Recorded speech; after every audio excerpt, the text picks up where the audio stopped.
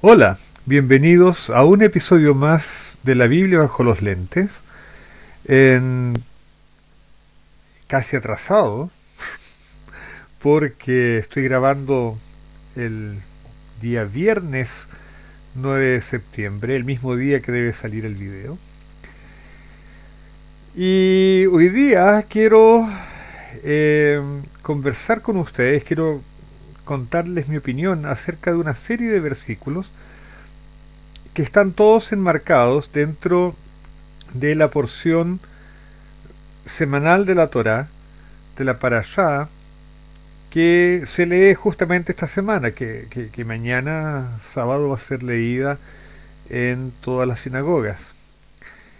Y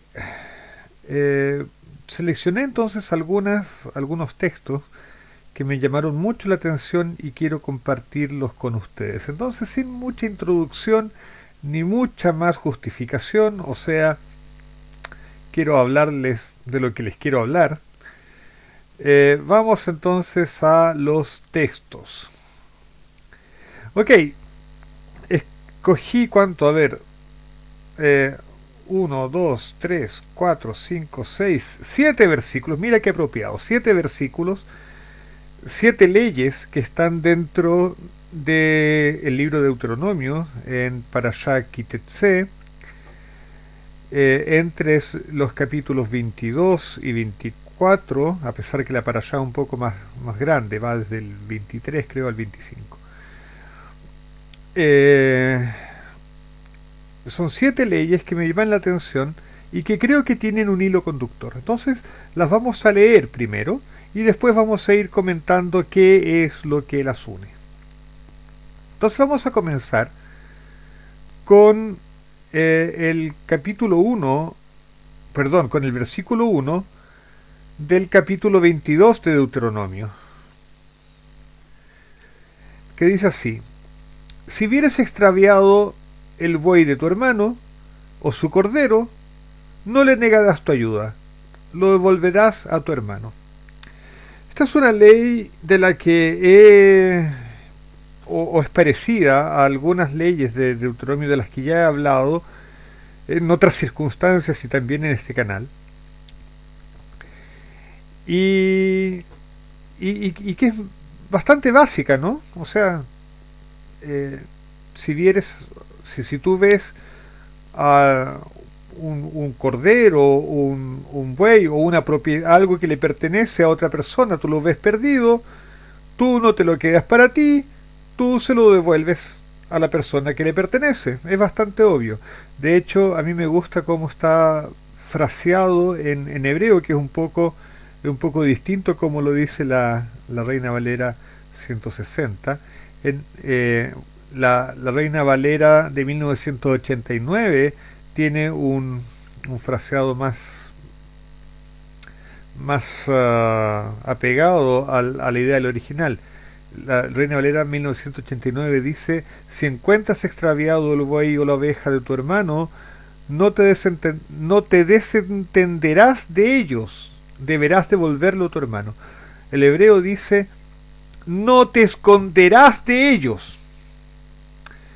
Y a veces uno no quiere meterse en problemas, uno quiere desentenderse de situaciones porque al final van a dar trabajo, van a ser, eh, por ejemplo, aquí en este caso de en que se habla que si tú encuentras animales que son de otra persona, eh, tienes que devolverlos, pero después los versículos siguientes dicen que si tú realmente no conoces a la persona que le pertenece, son esos animales, o si no vive cerca, tú tienes que recoger los animales, llevarlos a tu campo y alimentarlos ahí, tratarlos bien, cuidarlos hasta que aparezca el dueño.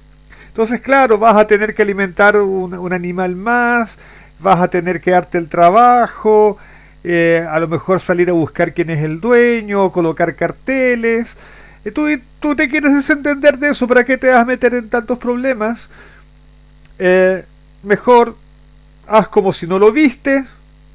Total, nadie va a saber que te estás haciendo el tonto y le dejas el problema a alguien más. La Biblia dice, no, no puedes hacer eso, no puedes esconderte de ellos. No puedes esconderte de ellos. Te encontraste con esta situación, tienes que hacerte cargo de ellas porque es tu responsabilidad con tu hermano, básicamente, con tu semejante. Entonces esa es una ley muy interesante, devolver aquello que uno encontró y que no le pertenece a alguien más, que uno sabe le pertenece a alguien más. Pasemos a la siguiente ley que me gustaría comentar. En el versículo 8 del mismo capítulo 22 de Deuteronomio se dice: cuando edifiques una casa nueva, harás petril, o la Reina Valera 89 dice, haz un parapeto a tu azotea. Vamos a explicar de qué se trata esto. Para que no eches culpa de sangre sobre tu casa si de él cayere alguno.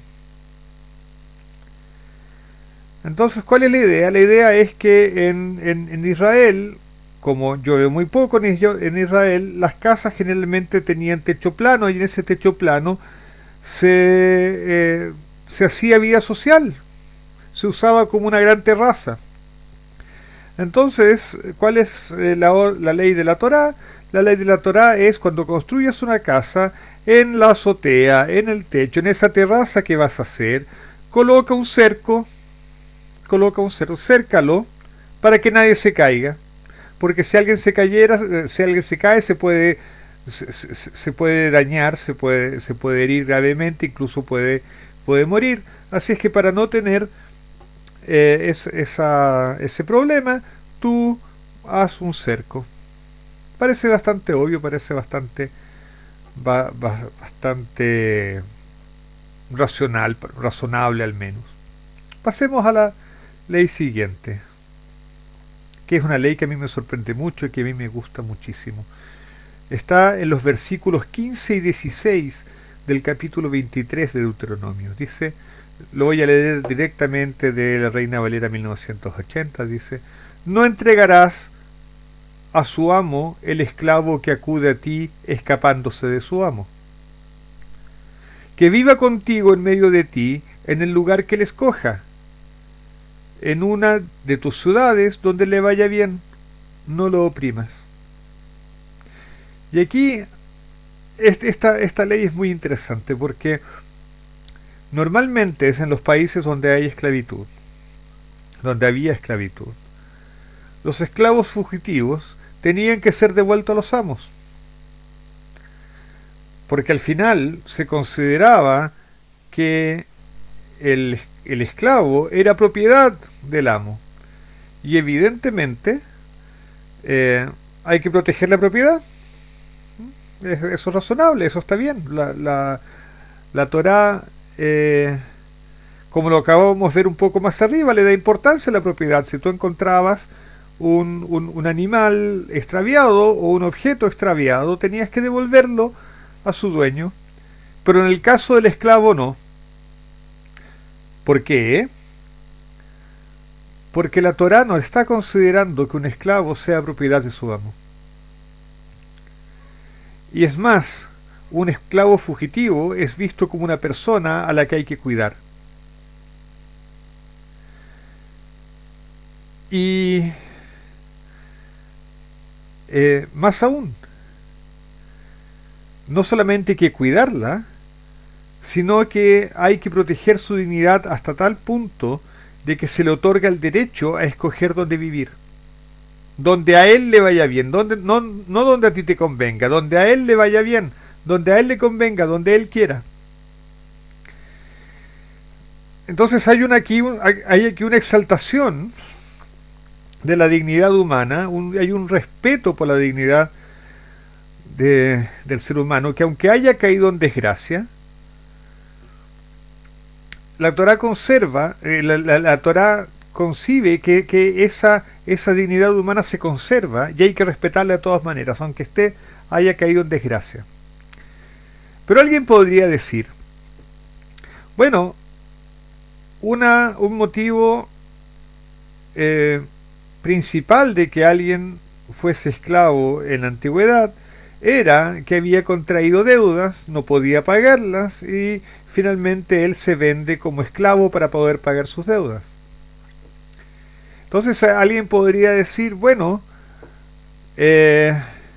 alguien pagó por este esclavo y ese alguien le hizo un favor porque la deuda fue pagada.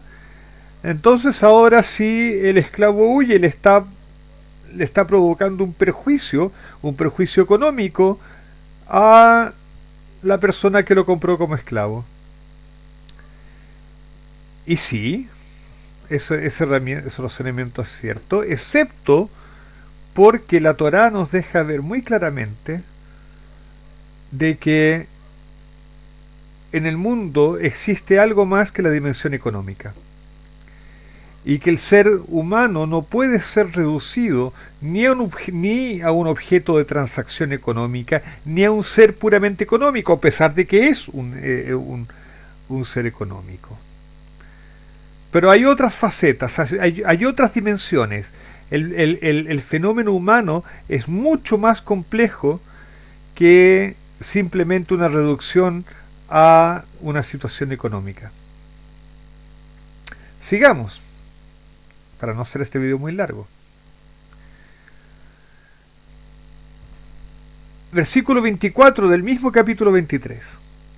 Cuando entres en la viña de tu prójimo, podrás comer uvas hasta saciarte, mas no pondrás en tu cesto. Esta ley es curiosa porque el comentario de Rashi es el comentarista más prestigioso de la Torá. Rashi dice que esta ley se refiere a alguien, a un trabajador que está trabajando en una viña y le da derecho entonces la Torá al trabajador de comer de las uvas de la viña donde está trabajando, pero tiene que comer con moderación y no puede echarlas en un canasto y llevárselas a la casa.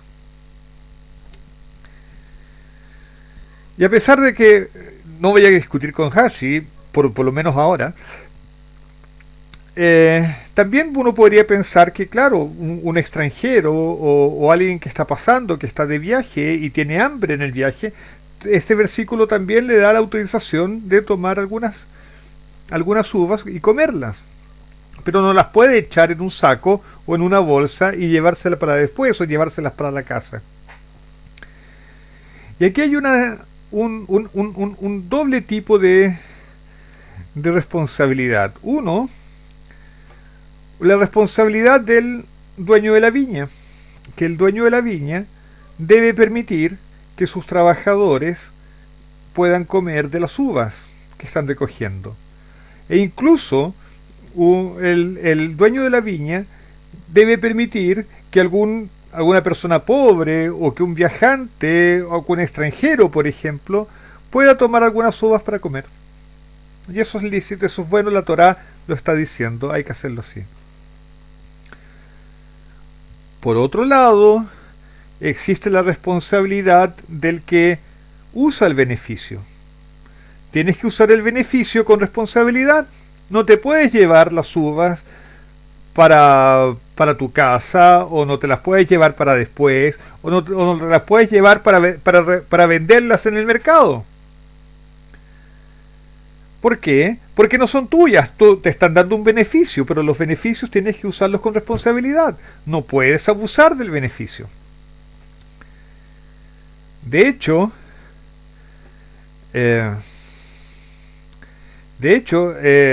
en nuestra sociedad, bueno, en realidad a lo mejor aquí en Chile no, yo he escuchado en otros lados que a veces los trabajadores de las empresas abusan de las facilidades de las empresas, que en algunos lugares se llevan hasta el papel higiénico para la casa. Bueno, eso no puede suceder, la Torá te está diciendo no puede suceder eso, hay una responsabilidad, los beneficios que tienes que usarlos con responsabilidad. Y si tú tienes también alguna propiedad, tienes que usar esa propiedad también con algún sentido social, con algún sentido de beneficiar a otros. Pero eso tiene que ser usado todo con responsabilidad. Siguiente ley. Capítulo 24, entonces cambiamos un capítulo. Versículo 5, ¿qué dice? Esta es una ley que a mí me encanta. Dice, cuando alguien fuere recién casado, no saldrá a la guerra, ni en ninguna cosa se le ocupará. Libre estará en su casa por un año, dice la Reina Valera, la Reina Valera 60, para alegrar a la mujer que tomó. Yo quiero decir aquí que la Reina Valera 1960 aquí está disminuyendo un poco el significado del versículo, sobre todo en la parte final, porque el texto hebreo no dice para alegrar a la mujer que tomó, dice y hará feliz a la mujer que tomó. Perdón. Vesimach et ishto asher lakach, y hará feliz. Simach, hará feliz. Simach está relacionado con la palabra simja, que es felicidad. Y la idea es que el novio, el recién casado, y uno puede pensarlo en la sociedad moderna al revés también, ¿no? La mujer tiene la obligación por un año de concentrarse exclusivamente en hacer feliz a su cónyuge.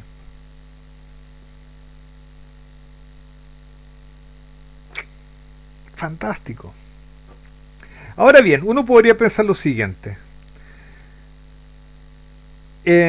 Enrolarse en el ejército es un deber de los ciudadanos con la sociedad, sobre todo en las sociedades como en la antigüedad, cuando los países hacían mucho más guerras que ahora, porque las guerras no amenazaban con destruir el planeta, ¿no?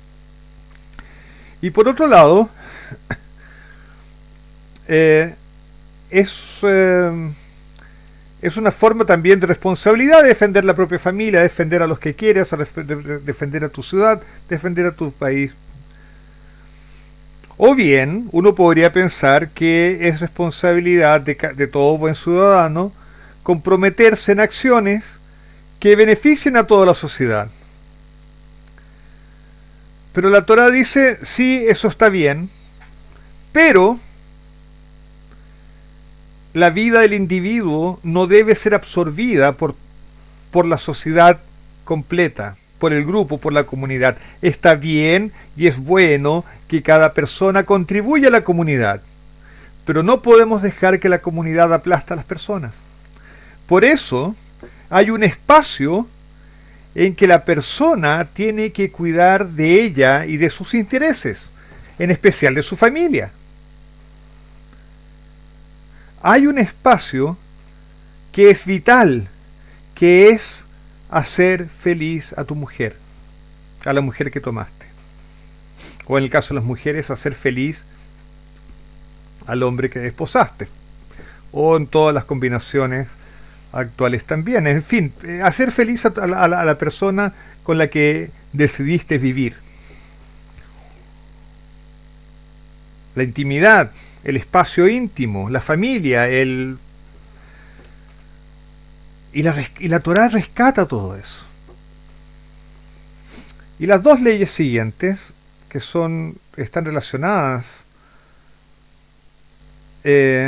son muy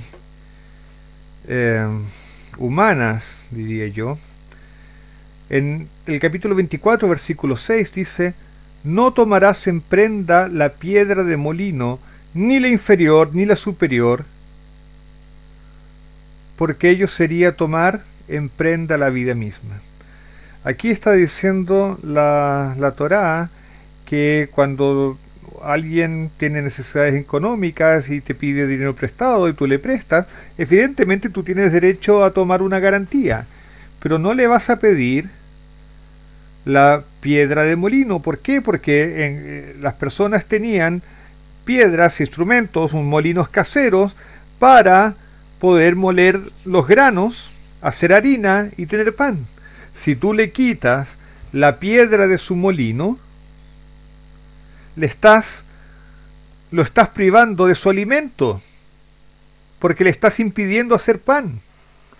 Es como tomar en prenda la cocina de una casa. ¿Cómo va a cocinar la persona? ¿Cómo se va a alimentar? ¿Cómo va a preparar su alimento? Entonces, claro, de nuevo, volvemos al problema.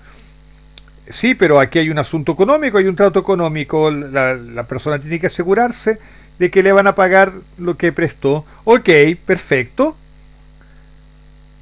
pero no puedes pasar a llevar la dignidad básica de las personas. Y la ley siguiente, que está en el versículo 10 del capítulo 24, dice: cuando entregares a tu prójimo alguna cosa prestada, no entrarás en su casa para tomarle prenda. De hecho, los versículos siguientes aclaran esta ley. El versículo 11 dice: te quedarás fuera, y el hombre a quien preste te sacará fuera la prenda. Y si es pobre, no pases la noche con su prenda. Sin falta la devolverás. Le devolverás la prenda cuando el sol se ponga, para que se acueste con su ropa y te bendiga. Y te será contado por justicia delante de Jehová tu Dios. ¿Cuál es la idea? Primero, si tú le prestaste algo a alguien y necesitas que te dé una prenda en garantía, algo en garantía, tú no lo vas a insultar entrando a su casa, tú lo vas a esperar afuera, porque en su casa la persona es rey. Y tú le vas a conservar el espacio de dignidad, el espacio donde él es soberano. Y lo vas a esperar afuera y la persona te va a traer la prenda afuera. ¿Lo vas a respetar? Trátalo con respeto. Ok, te pidió algo prestado, pero trátalo con respeto. Y aun si es pobre probablemente lo que te va a dar en garantía sea su ropa de cama, o algo que él necesita para vestirse, o algo que él necesita para preparar su comida, como las piedras del molino. Y tú, por supuesto, no vas a conservar eso como garantía. ¿Por qué? Porque les vas a estar impidiendo tener una existencia digna. O por lo menos le estás quitando mucho de su dignidad. Eso no lo puedes hacer. Entonces, y de hecho, fíjense cómo el versículo 13 es interesante, porque el versículo dice: y sin falta le devolverás la prenda cuando el sol se ponga. O sea, eso quiere decir que tú puedes aceptar la prenda, porque tampoco lo vas a insultar diciendo: no, sabes que tú eres pobre, así es que no puedo aceptar prenda de ti. Tú le aceptas la prenda, y después, antes de que el sol se ponga, tú vas a la casa de Elizabeth y dices: mira, sabes, no, en realidad para mí es un problema tener esto en mi casa. ¿Por qué no lo tienes tú aquí? Además, yo confío en ti, yo sé que me vas a pagar. No necesito tomar una prenda para saber que tú me vas a pagar. Yo sé que tú eres honesto. Y así tú exaltas a la persona. No la avergüenzas. Y además la persona va a entender, solita va a entender, y te va a bendecir, y va a ser contado por justicia delante de Jehová. Ok, esas son las leyes que quería compartir con ustedes. Y ahora la pregunta es: ¿por qué escogí estas leyes? Porque yo creo que estas leyes están relacionadas unas con otras. Hay un hilo conductor, hay un factor común. ¿Y cuál es ese factor común, en mi opinión? Es el buen trato entre las personas. Es decir, la Torá se está esforzando por construir una sociedad en que las personas se traten bien y que se traten con dignidad. Que las personas se reconozcan como semejantes y se reconozcan entre ellas como dignas, como merecedoras de un trato digno. Y yo miro entonces la sociedad en que estamos viviendo ahora, principalmente aquí en Chile, y el problema, uno de los problemas graves que tenemos como sociedad es que no nos tratamos bien, no nos tratamos dignamente con el respeto que todos merecemos. Y esa falta de respeto que tenemos unos por otros, finalmente hace que fracturemos la sociedad. Y lo que crea violencia y un montón de cosas, y en fin. Entonces la Torá está gritando, está clamando por una sociedad en que nos miremos con respeto, en que pensemos no solamente en nosotros mismos, también hay que pensar en uno, por supuesto, uno tiene derecho a pensar en uno. Uno puede comer de uvas de una propiedad que no es nuestra. Cuando uno tiene hambre, uno tiene derecho a pensar en uno. Uno tiene derecho a pensar en la familia que ha formado y beneficiarla. Claro que tiene derecho. Pero uno no puede pensar exclusivamente en uno. Uno también tiene que pensar en su relación con los demás.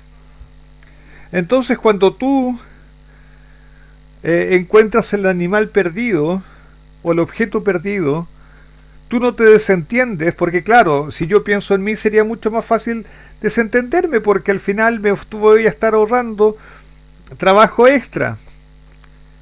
Pero tú piensas en los demás, tienes empatía, ¿no? Esa empatía de la que tanto se habla hoy día. Tienes empatía, piensa en los demás y dices, bueno, la persona debe estar preocupada.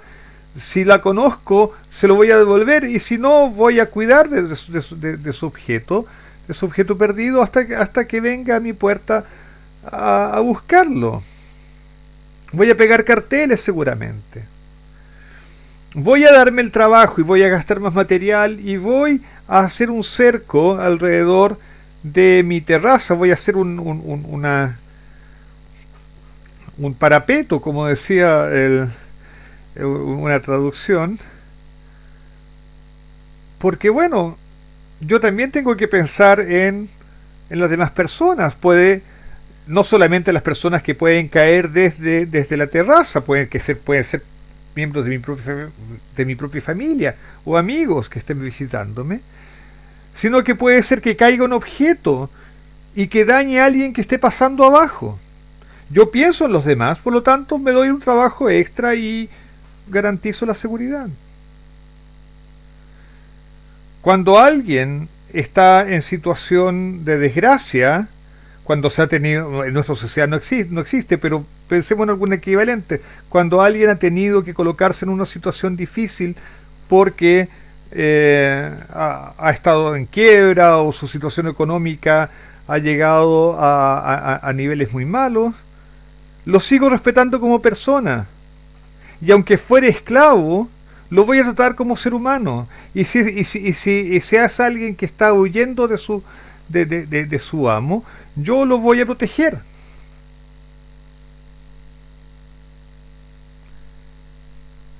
Y voy a reconocer que las personas tienen derechos, y las personas también van a reconocer que sus derechos también conllevan responsabilidades, y no van a abusar de su derecho.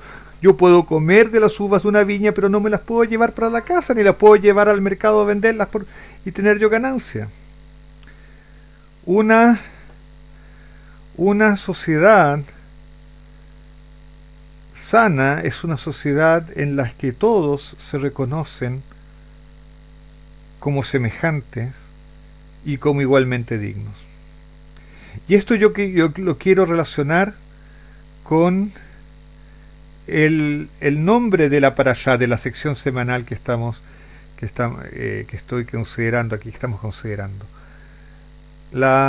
Esta sección se llama Parashá Kitetse. Kitetse significa cuando salgas. Y en realidad lo que tenemos que aprender es que cuando salimos de nuestra casa, nos enfrentamos a otros y tenemos que reconocer a esos otros como seres tan dignos como yo y tratarnos bien y tratarnos con respeto, tratarnos con buenos modales, porque los buenos modales son la base de una relación sana, de una sociedad sana, y recuperar la dignidad humana. Ojalá sea ese el camino que tome nuestra sociedad. Ojalá que esas sean las lecciones también que tome nuestra sociedad, y que todos juntos tengamos un Shabbat Shalom, tengamos la paz del sábado, la paz de el reposo que nos ofrece nuestro Dios. Ok, nos vemos en la próxima. Chao, chao.